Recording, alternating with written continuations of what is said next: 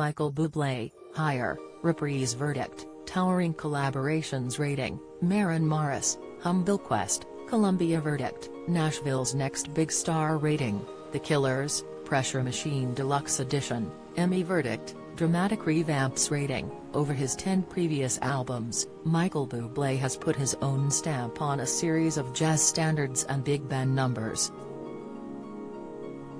On his new record, Higher, the Canadian entertainer takes things a step further, by inviting two of the original composers of such classic songs along for the ride.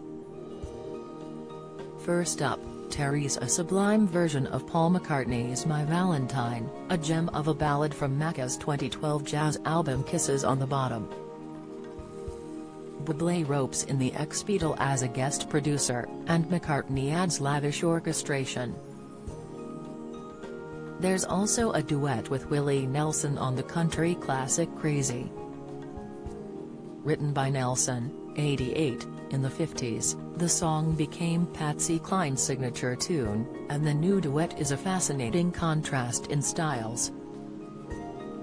Those two collaborations are among the high points on Higher, Bublé's first album in 4 years.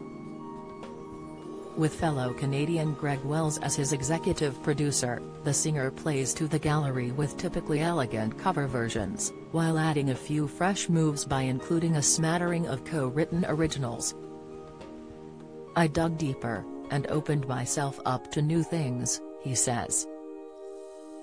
The upshot is a rousing sequel to the romantic balladry of 2018's Love.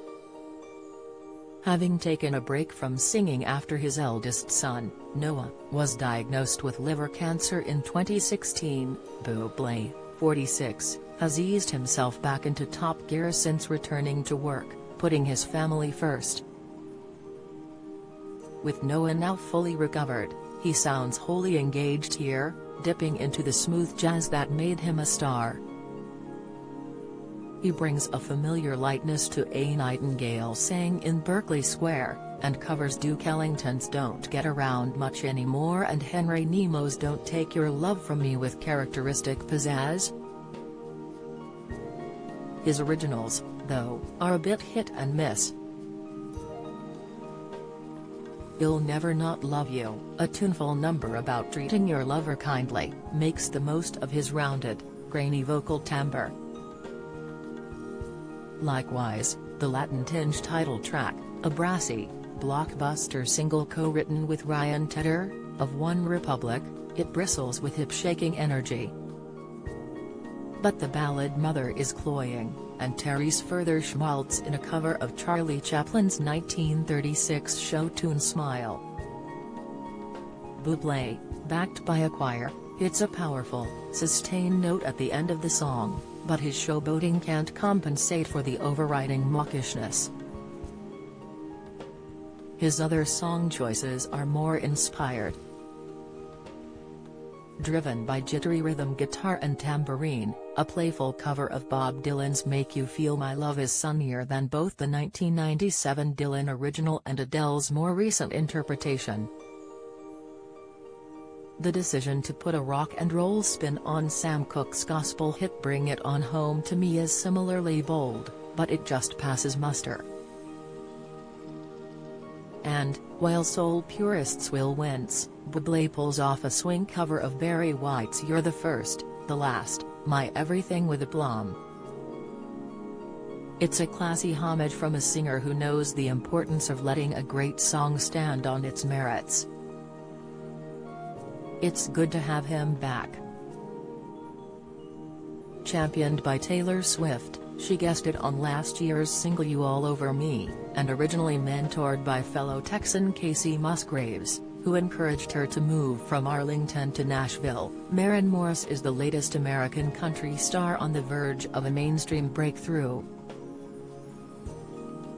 Humble Quest, her third major label album, is a powerful statement of her credentials.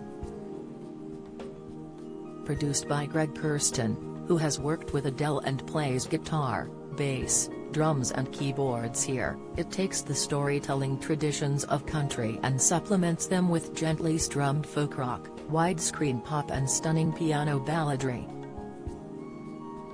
Morris, 31, sets the tone on circles around this town, declaring she's trying to say something with meaning. The tracks that follow, all originals, prove that she's a savvy, relatable songwriter. Tackling new motherhood, the death of a close friend and life's imperfections, Humble Quest feels more like an exercise in self-discovery than a set of unconnected songs.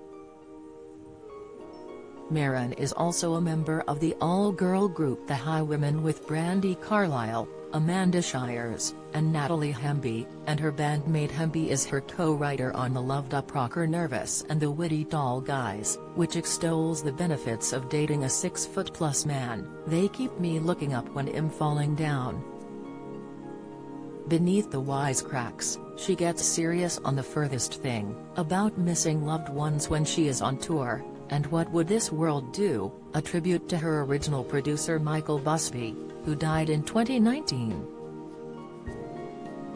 Already in the running for 2 prizes at next month's Grammys, she looks set for even bigger things. Last summer's Pressure Machine was a Killers album like no other. In place of big-hearted arena anthems, it offered quieter, reflective moments inspired by singer Brandon Flowers' childhood in small-town Utah.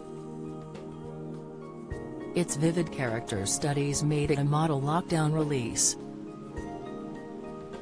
I gave it 5 stars. With a tour looming, the group have gone back and reimagined some songs for an expanded edition. It's tempting to see this as a beefing-up exercise ahead of the upcoming shows, and in some instances that's true. But there are surprising twists, too. Runaway Horses, originally a duet between Brandon and Phoebe Bridgers, is spruced up with booming, stadium-ready drums. There's a familiar, rocking thrust to one of the 4 new interpretations of the Getting By, the original LP's affectionate closing track. Then Terry's The Experimentation. The Getting By is also revisited as an acoustic lament, a 1980s-style synth tune and an eerie, indie workout. The folky West Hills gets a bizarre choral treatment. The artistry is admirable, but Terry's also a sense of a lockdown band climbing the studio walls with boredom. Maybe it's just as well they are about to hit the road. All albums are out today. Michael Bublé starts a UK tour on July 2, Ticketmaster. Co.uk. The Killers start their UK tour on May 24, Gigs and Tours. Com.